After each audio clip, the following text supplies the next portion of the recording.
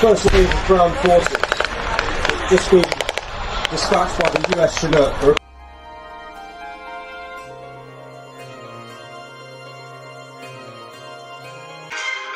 Kazi wanywanyi bacu bakunzi bacu mudukurikirana muri mpande z'isi kazi mu makuru aho tubabwira amakuru ariko araba muri kano kanya kaje twongeye kubaha ikaze tubisa kugira sabone kugira subscribe ukaba utarabikora maze kwirwanaho turagushimira.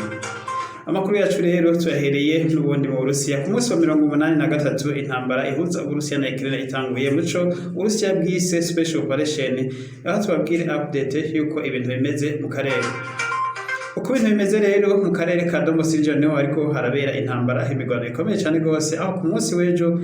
ku mugoroba igisirikare ca Ukraine cerekanye ko kimaze kugaruza intara ya Kharkiv Burundi ndetse ngo kikaba carirukanye abasirikare b'u Burusiya ku mipaka yose y'intara ya Kharkiv aho mu ntara ya Kharkiv ubu igenzurwa n'igisirikare ca Ukraine ijana kwijana.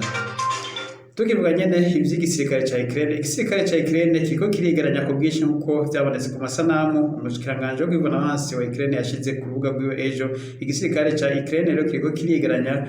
mu duce hafi y'agace ka Donbas region mu gitero gikomeye cyane gose ngo ubu igihugu ca Ukraine citeze kugaba ku ngabo z'Uburusiya ziri muri kano gace ka Donbas region ngo kugira ngo igihugu ca Ukraine kibuhoze agace ka Donbas region nako mu gihe aka gace ka Donbas region Uburusiya buriko burashaka kwigarurira ku nguvu. Tukivuga nyene ivy'aka gace ka Donbas region, agace ka Donbas region rero hasigaye hari intambara zihuza Uburusiya na Ukraine ni mu duce twa Luhansk ndetse na Donetsk Republic by'abihugu bivuga ko zikukije kura ku Burusiya no mu gace kamwe k'uburengero bw'intara ya Crimea naho hariko harabera imigwano ihuza abasirikare ba Ukraine n'abasirikare b'Uburusiya mu gihe abasirikare ba Ukraine bariko baragerageza ibishoboka byose ngo barabe ko bokongera kugaruza uduce twishi Uburusiya bwafashe muri kano gace ka Donbas region. Ariko rero nubwo bimeze gutyo ivy'imigwano Uburusiya bumaze kwigina intsinzi ya mbere kuko Uburusiya bumaze gufata neza ijana kwijana intara ya Mariupol. Intara ya Mariupol rero ubu iri mu minwe y'Uburusiya naho abasirikare bari muri Handake ya Azovstal nuclear power plant bose bakaba batakiriko baragwana ndetse ku munsi w'ejo igisirikare c'Uburusiya mu byo bise humanitarian corridor barakuyeyo abasirikare ba Ukraine bari barakomerekeye cyane muri ca kinogo ca nuclear plant aho abajamwe kuvurirwa bamwe mu gice c'Uburusiya ndetse abandi batwagwa mu ntara ya Crimea. Abasirikare rero bakomeretse ku munsi w'ejo barerekanwe mu kugwayo bikaba bafashe igisirikare c'Uburusiya cafatanije n'umuhari international Croix Rouge utabara imbabare hakaba aribo bafashije gukura abasirikare ba Ukraine basanzwe barakomerekeye muri kino kinogo. Bamwe bari barakomeze cyane gose biboneka ko ndetse bamwe bahicize ibihimba by'umubiri kubw'intambara zikomeye zabereye muri kano gace. Aba rero ubu barajamwe kuba baravurirwa handi ngo nubwo biruko rero ngo hariyo abasirikare bakeya bakiri muri bakiheze muri kino kinogo nabo rero mu gisirikare cy'Uburusiya kiriko kiragerageza kubakurayo. Ubu nta migwano iri kwirabera mu ntara ya Mariupol muri rusange uko intara ya Mariupol muri rusange yose ubu igenzurwa n'igisirikare c'Uburusiya. Tuvinga rero muri izi ntambara zikazi zo muri kano gace ka Ukraine ndetse n'Uburusiya tugende mu bindi biriko biravugwa. President Vladimir Putin w'Uburusiya aheje kumenyesha mu kiganiro yariko arabamenyesha makuru muri kano kanya ko bamubajije ku kibazo cy'igihugu cha Finland ndetse na Sweden bisanzwe bihana imipaka n'Uburusiya bigiye kwinjira muri NATO. Majeti mbega ivyo urabivuga ko iki bina bihugu bigiye kwinjira muri NATO ati ntuzohava guteganya gutera bino bihugu. Perezida Vladimir Putin amenyesheje ko atamigambi yafise yo gutera Sweden na Finland ati ariko icyo yavuze ngo ibi turabizi ngo umugambi wa Washington wo kubandanya gukwiragiza abasirikare mu bindi bihugu mu bindi bice by'isi. Aho yavuze ngo umugambi wo kubandanya bagura NATO ngo ntabwo ari ibihugu bigize NATO ngo ahubwo n'umugambi wa Washington wo guteza umutekano muke ku isi muri rusange. Aho yavuze ati rero ivyo kuba Sweden na Finland bagiye muri NATO ati mwebwe ntaco bidutwaye. Nimbiri jambo Perezida Vladimir Putin ubwiwe yashikirije ahavuga ko iri jambo rero nk'uko muvyumva Vladimir Putin ariko aravuga ko ivyo kwinjira muri NATO Sweden ataco na Finland ataco bitwaye, ngo ariko ico yavuze ngo ico atazokwemera kwihanganira ngo nuko Amerika canke bindi bihugu bigize umuryango wa NATO ngo bizana bikubaka amasitasiyo y'ibigwanisho muri kano karere, ngo ivyo vyo rero Uburusiya ntibushobora kuzovyihangana na gatoya, ngo amasitasiyo y'ibigwanisho na cane cane nk'amasitasiyo y'amabombe hypersonic canke andi mabombe yandi amabombe intercontinental yambuka imipaka, ngo biri hamwe bobizana bakavyubaka muri kano gace Uburusiya nta nkeka bizohita ngo respondinga ngo busubiza ubwo nyene, ngo kandi ngo ingaruka zizoba nini cane gose na cane cane ngo kuri bino bihugu bizoba vyemeye ko bino bigwanisho bizamwa muri kano karere Uburusiya burimo. Ubu rero nivyo Uburusiya budashaka kumva, ngo niba Finland gusa yinjiye muri NATO ndetse na Sweden kijya muri NATO, ngo ariko NATO ntibazane amasitasiyo canke bazane ibirindiro vyabo n'ibigwanisho vyabo muri kano karere, ngo Uburusiya nta kibazo bufise ko, ariko Uburusiya ni hagira ibiza Uburusiya buzohita bwikora nabwo kubundi buryo bwatekanijwe kugira ngo buhagarike ico bise ngo kizoba ari igiteye umutekano muke mu karere k'Uburusiya buherereyemo. Tukivuga nyene rero ivy'ibijanye na Sweden na NATO byo kwinjira muri uwo muryango, igihugu ca Sweden kiza naco catanguye processus yo gusaba kwinjira muri umuryango wa NATO, mu gihe igihugu ca Finland coco ku munsi w'ejo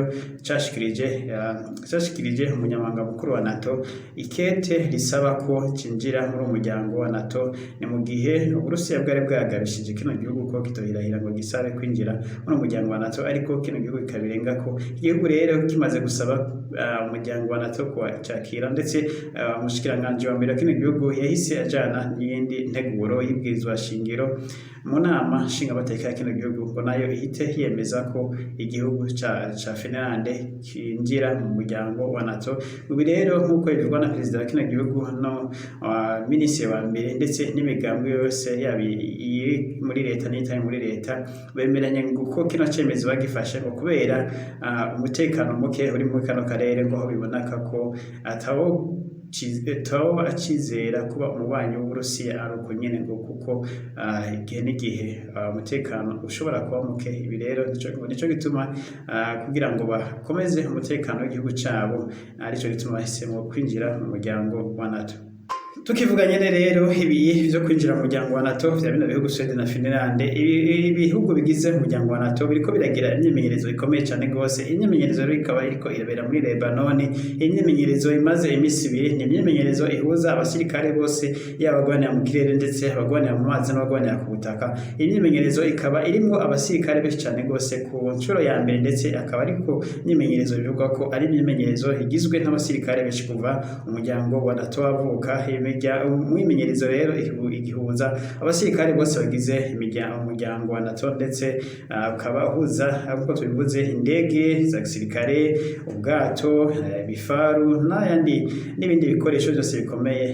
ibihugu bigize umuryango wa NATO bisanzwe bikoresha. Aho rero bariko bagira imyimenyerezo biboneka biteguriye intambara, igihe cyose intambara yo kwaduka mu gihugu na kimwe mu bihugu bigize umuryango wa NATO, ko bano basirikare ngo biteguye gutabara, ngo ntibariko nk'uko bivuze n'umuvugizi w'uyu mugwi rero uri kuragira imyimenyerezo, yavuze ko ataterabwoba bariko bagira kuri ibihugu bitari muri NATO, ngo ahubwo bariko biyegeranya ngo mu gihe cose hogera igihugu kigize umuryango wa NATO giterwa ko biteguye bari tayari guhita batabara ubwo nyene vyose. Nico gituma ngo niyo ntumbero rero y'imyimenyerezo bariko barakorera hamwe mu gihe umutekano wese uboneka muri kino gihe ko ugeramiwe, ngo baravye ibiriko birabera muri Ukraine. Ngo rero niyo vyatumye bibakangura baja hamwe bagira imyimenyerezo idasanzwe bariko barakora yo muri kino gihe. Turangiza n'amakuru tuvuga ko perezida wa Ukraine perezida Zelensky yamenyesheje ko intambara n'ubwo ngo zikomeye cyane gose mu gace ka Donbas region, ngo ariko hariho amahirwe ko igihugu ca Ukraine kizoshobora kuyubaka kigasubira kuba nkuko cameze, ndetse akaba ngo ashimira abasirikare bariko bitanga batiziganya mu kwemera no guhasiga ubuzima kugira bagwanire igihugu cyabo cabibarutse akaba ngo batera intege ko atankeka bazotsinda ngo nubwo umwansi wabo ngo yazananye ngo impande zose ngo ariko bazomushwiragiza umusubizi wabo maze igihugu congere cubake ngo gikomere ngo rero yongeye gusaba aho bose bashaka gushigikira igihugu ca Ukraine muri kino gihe ngo kino gihe kigoye cyane gose c'intambara barimo ngo bagishigikire ngo kandi nta nkeka ngo demokarasi izotsinda amahoro asubire aboneke ku isi muri rusange kuko ngo Ukraine ibuze amahoro ngo isi yose izoba ibuze amahoro muri rusange ndetse havuga ngo intambara iri kwirabera muri Ukraine ngo isi iramaze kubona ingaruka zayo ngo n'abatabirimo baramaze kubona ingaruka z'intambara iriko irabera muri Ukraine n'amajambo ya Perezida Zelensky yavuze ubwiwe ahavuga ko yongera asaba ibihugu byose byamushigikiye ko byokomeza bigashigikira ngo byokomeza bigashigikira abatananirwa ingabo za Ukraine maze bagatsinda runo rugamba ngo isi ngo demokarasi igatsinda intsinzi ngo intsinzi ya burundu maze amahoro akaboneka mw'isi. Naha rero turangirije hano makuru twibutsa mu ncamake yacu ko intambara ziriko zirabandanya no mu gace ka Donbas region ndetse hakaba hari imigwano ikomeye cyane aho Urusiya yamaze gufata intara ya Mariupol yose mu gihe igisirikare cya Ukraine kiriko kiregeranya inyuma yo gufata intara ya Kharkiv yari isanzwe irimo abasirikare b'Abarusiya bakabirukana bakavanayo. Ubu rero igisirikare cya Ukraine kiriko kiregeranya kize gutabara mu gace ka Donbas region ngo kigaruze kano gace ka Donbas region kariko gafatwa n'igisirikare cy'Uburusiya. Naha turangirije ano makuru twibutsa kugira sabone ndetse kugira